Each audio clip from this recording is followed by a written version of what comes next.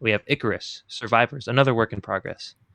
There is no description though, but it's by Ikarus. Let me just go ahead and paste it real quick. The Google Drive link. Josh, do you have it pulled up? I do. All right, so Survivors, 3, 2, 1, boom.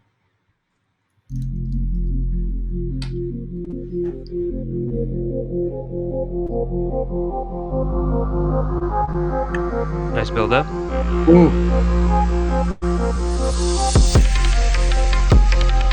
Whoa. Damn. I like these plucks. Ballers can't compare with this Gucci wristband. I walk in the club with a couple grand. You give me bad looks, I give you that backhand. You give me that lip, I send you the Holy Land. I hit them with that 1-2, roll up with my dumb crew, kick them while they down. You wondering if we are done too? Fucking with my bamboo, I made you a fan too. Now you should've thought about it if you should've ran too. I don't like fights, I don't like war, but I'm survivor. I miss my dogs, Who's that? I don't know. home, but I'm far away. I just want to come back to those days when I was just a girl, you was a girl. Hey, oh, those days, those dreams. I just want to come back to go. I'm a big boss and you a tiny man. You ain't got no plan, you ain't got no plan. Now get this man a hand, now get this man a hand. See, I got a plan, I think you understand. I think you understand. It's about $1 million grand. I tell you to call your friend, I tell you to call a friend. Now where is your plan? Now where is your plan? I don't understand, don't understand.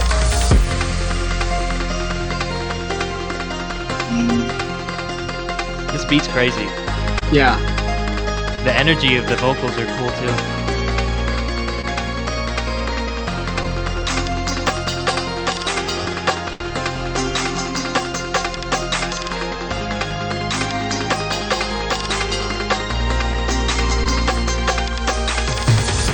I don't like fights, I don't like war, but I'm survivor. I miss my dogs, I miss my home, but I'm far away. I just want to come back to those days when I was just a girl, you was a girl. Hey, oh, those days, those dreams. I just want to come back, to come back, to come back.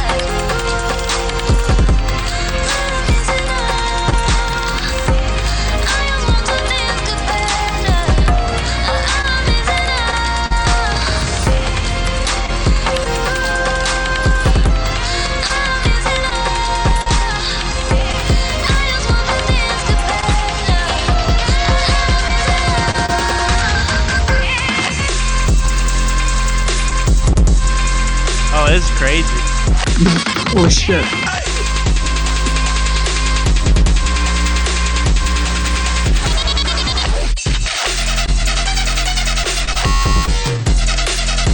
Oh, this brings me back. I was waiting for this.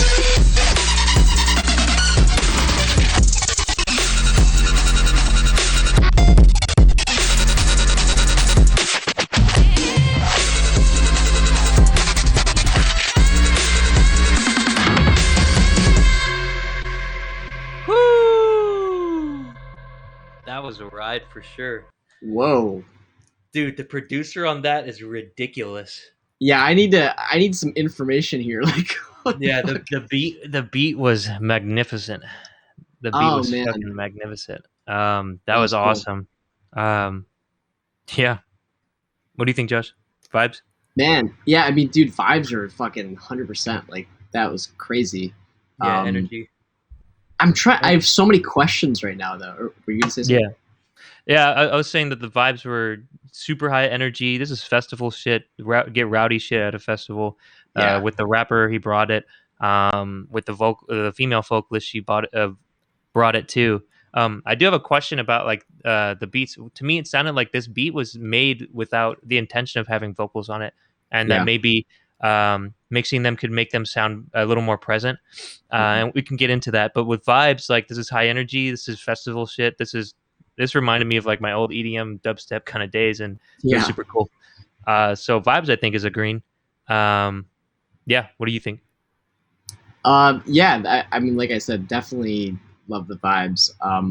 I have the same questions about like my best guess is that this is probably a beat that was found somewhere and already had that female vocalist on it. Unless I'm wrong, right. because if that's the case, whoever that is should be famous, or I'm just being ignorant and that's already somebody who's famous, or just somebody who's on a stock beat. But Yeah, whoever the hell that female vocalist is, and whoever the producer is that did the auto tune and mixing on that, yeah, that shit is like perfect. Yeah. My sense is that this is a beat that was found somewhere, probably with that on it already, maybe. Yep. And it feels to me my producer ears are hearing some artifacting stuff. Like maybe this was an MP3 or an MP4 at some point. It feels like there's MP3s do all sorts of crazy psychoacoustic compression stuff. Like, was this perhaps downloaded from YouTube or somewhere, or has it gone through some? That's just what I'm hearing, because there is a distinct sound that you get when things go through the MP3 compression process, and then when they go through the YouTube compressor and decompressor. It's a fairly, like, YouTube has its own sort of sound, if you think about it that way. Yep. But sure. so I don't know if that's true or not, but or maybe just compression was applied afterwards. But it's definitely lacking some dynamic range throughout. That's production side, of course. Yep. Yeah, the vibes are cool, but I don't know. It gives me a lot of questions about sort of where the source material is from, and if it's original or if it's just kind of like most of the beat was already there, and then some rap was added over it. But I like the energy a lot. Yeah, I think that's what I'm going to operate under that assumption. I think the beat and the female vocalist, I think that sounds like a pretty much made, done deal, ready to go, and really, really good. And so I'll probably pay my most attention for content to the rap vocalist. And this is like what I do, right? I also take beats, sometimes in the early stage from YouTube, but sometimes I'll license the beats and stuff like that. But then you have the challenge of trying to mix in your vocals with a beat that was made to just sound good without vocals in there. You have to do a lot of different things to really make sure that your vocals just don't sound like they're sitting on top of the track, or two, completely buried by the track. And I think in this case it was kind of buried, and it's a shame, because I hear the rap performance and the energy and the lyrical content of stomping people's face out and stuff. Like, it totally matched the energy, and it was super, super dope. I think with performance, some things, I think as you kept going in the later, at the tail end of the bars, where you're trying to get a point where you have a next breath, I think the vocal delivery gets a little shaky, so you might want to re-record some of that. But the energy is there, and I think the lyrical content is there too. Now you just need to find the hard part of kind of mixing that together. So for content, I think I'm going to operate, based on the assumption it's the rap vocalist. I think it's like a yellow to orange, which is like, between yellow and red. I think that you should try to punch in those end of the line bars, because they do sound a little bit shaky. And it's probably because you're trying to keep the energy up the whole time. But yeah, that just comes with re-recording and repracticing. But I think the source material, what you have, is pretty dope so far, and you bring a good energy that's hard to find. Yeah, so production wise, I think for mixing in a vocal on this kind of track, you really kind of have to do some dynamic EQing on the beat itself. So I kind of explained this earlier, but as a vocalist, first, you want to kind of roll off the low end. You don't need any of that junk for vocals. And then secondly, you want to try to find the EQ zone in which your voice kind of is the most present and is most intelligible for rap lyrics. You want to know what the lyrics are being said. Typically, it's like 1K to 10K, really. At 1K to maybe 8K or something. It's a wide range. Yeah, it's a wide range. It's somewhere in there, but 1K, it depends on the individual. Yeah, for that's me, like it's that's like half of the audible spectrum, though. 1K to 10K. Yeah, let me narrow it, because like 8K is where you get the S sound, so that's pretty like it's not there. It's like 1 to 5. It's like 1 to 5. Yeah, Yeah, it's like 1 to 5K. So you find the range there, 1 to 5K, that your vocals like just really sound good. You can do that by just like soloing that EQ band and then say like, oh, okay, my vocals sound really good here. And you take that EQ band and then you put it on a dynamic EQ on the beat, and then you duck it. And so I'll go over what dynamic means, but you duck the beat in that EQ range such that when you put your vocals in, your vocals will just, fill that gap that you ducked essentially. And so that way you get an effect where the beat sounds like natural. It's like surrounding your voice from a frequency perspective, and your voice kind of just sits into the beat nicely, kind of like the female vocals did. Like it sounded like it was part of the track. Yeah. And we could tell. So what dynamic does is it ducks the beat in that EQ range in real time in response to how loud your vocals are. And so when your vocals come in and it's like, okay, this is the main verse, you really want to make sure that the beat is ducking pretty high. Like it's really pushing down the volume there so your voice can squeeze in. That's what the dynamic EQ is doing. And so it's kind of like sidechaining, but yeah, it's with a specific EQ band. So yeah, that's the kind of advice I'd give you from my perspective. Josh, what do you think? Yeah, that's a super good tip for when you're working with something that you don't have a whole lot of control over, like a whole ass prepackaged beat, which is good. My personal opinion is like, if you're making music, you shouldn't be just getting the whole goddamn music from somebody that you don't even know and then putting your vocals on top of it. Like, hey, for rap mixtape, it's so good. Yeah, but if you're trying to pop off and be a real artist, like none of the shit that you hear on the radio from your favorite artists is like that.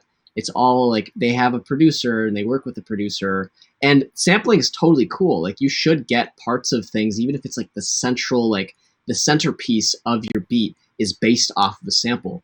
But you need to add your own stuff around. Like I almost feel like there's a counterintuitive thing of it's easier in many cases to get a good sounding song when you add more of your own stuff to it rather than only relying off of the sample beat, because then it allows you to sort of obscure, like it becomes obvious to the listener when everything is sort of like has one sonic footprint or spectrum, and then your vocal is like sort of sticking out in the middle, and it's like, oh, the rest of this shit was just taken from somewhere else.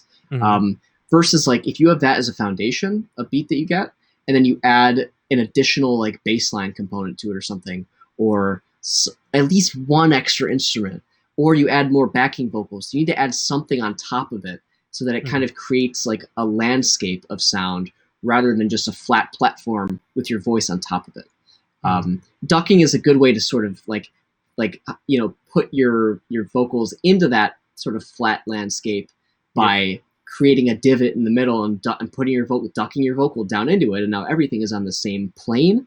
But if you want your track to sound more dynamic and like a real song, you should try to add at least a couple of things, whether it's just backing vocals or whether it's one extra instrument or two extra instruments on top of it. It can really go a long way in making something that sounds personalized and not like you're going to go somewhere and hear another track using the exact same beat and it's just a different person singing or rapping on it. I know there's whole genres of people on the internet that just do that, but if you're trying to sort of get a wider fan base that are not just between other SoundCloud rappers and fans of only that genre, then you really need to add some of your own secret sauce to the mix. But I want to push back on that because I know it's in that genre it's perfectly fine, accepted, but that's just my personal opinion is like, don't be lazy, don't just take one beat and just put your vocals on it. Make some music, add some of your own stuff to it, because again, it sucks when you go out there and you hear somebody else's track that's like 90% the same DNA as yours and you don't even know them, or you haven't even worked with the same producer. I don't know. Now I'll really push back on it. I think it's legitimate. Ahead. It's legitimate. The reason why I push back on it is because my biggest song on YouTube, and it depends. Like, don't go doing that. What Josh said, like taking someone's beat without their permission and then monetizing it. That I think is a huge thing. Or like passing it off as your own. Of course, that's not what you should do. But as a growing artist, one of the things you can do to really kickstart your fan base is to find a beat that you think is really, really cool, which this guy probably did, and then try to, write lyrics over it or something. Give all the credit where it's due, tag the person that they're in, and if they say take it down, take it down. But just don't monetize it. It's not yours, right? Unless you have their permission. But yeah, like me personally, my biggest song is like of this same kind of type. It's Eternal Youth by Rude.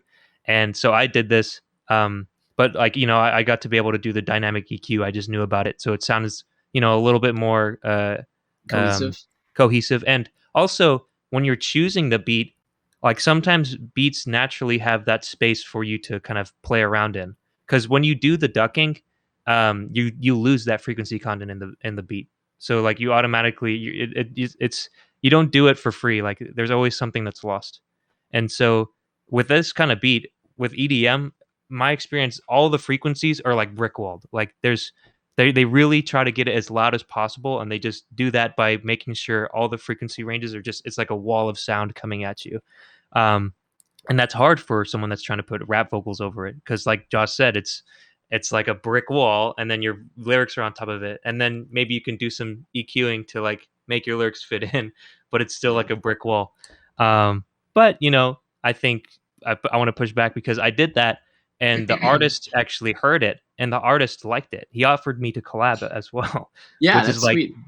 dude. So I would push back personally. I think Josh does have a good point though. Like, there's definitely a wrong way to do that, so don't do it the wrong way. But yeah, that's our take on it.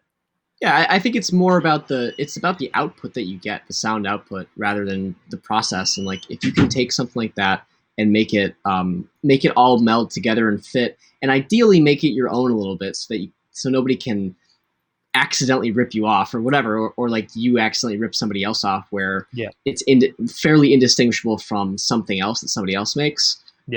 Totally fine to use a beat, but yeah, definitely just playing around with making things fit a little better is important for that. Yeah, and to Josh's point too, like I think this, like, no matter how good you get it to sound, just because if it is, and we're operating on this big assumption, but we're pretty much sure just because of how it sounds.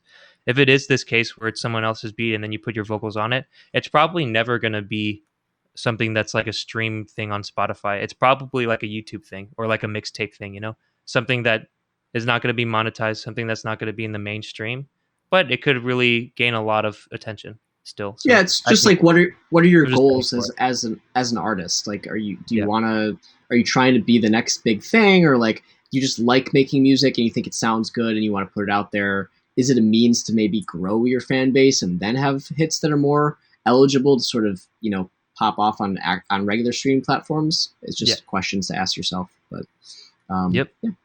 So yeah, I think the overall track total, I think there does need a lot of work done. I do think that the rapper himself, though, I think he brought a lot of energy. For me, that's the biggest thing with rap and hip hop, because a lot of the times you don't even need to know what they're saying. Like a lot of the times, like in terms of mumble rap, people call it. Like I love that kind of shit, and it's all about flow and energy. And so I think you have it. It's just production, and performance. I think it was shaky a little bit. So I think it's worth a re-record, and that's why I think it's in the orange range. So what about you, Josh? Yeah, I mean, with like you said, with the categories, I would say like the vibes. I dug it again. Like it had a great energy. I really did like those backing vocals, the female vocals that were on the track, and good artistry too.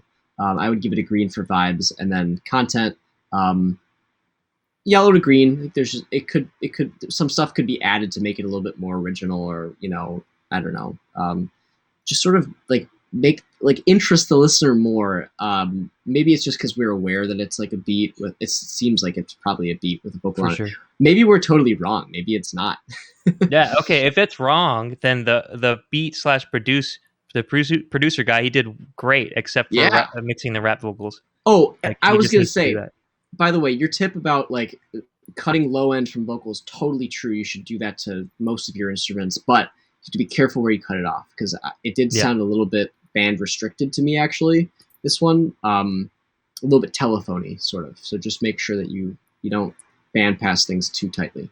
But yeah, and then for for production, I would probably give it a red for redo. I just think that Yeah. it's like there's definitely a lot of work that needs to be done on the production side. The beats produced fine. It is a little bit compressed and a little bit artifacty, but that sounds fine to me. It's just vocal production, making it all fit together, maybe adding some stuff. Yep. And then my track total would be a developed. It's just keep going, keep up with the process, try new things, work with new people, like all that stuff. Yep. Cool. Well, thank you very much for that submission, though, Ikarus. That was pretty dope. That was a work in progress, so I hope that you can implement those changes. And we'd love to hear what the finished product sounds like.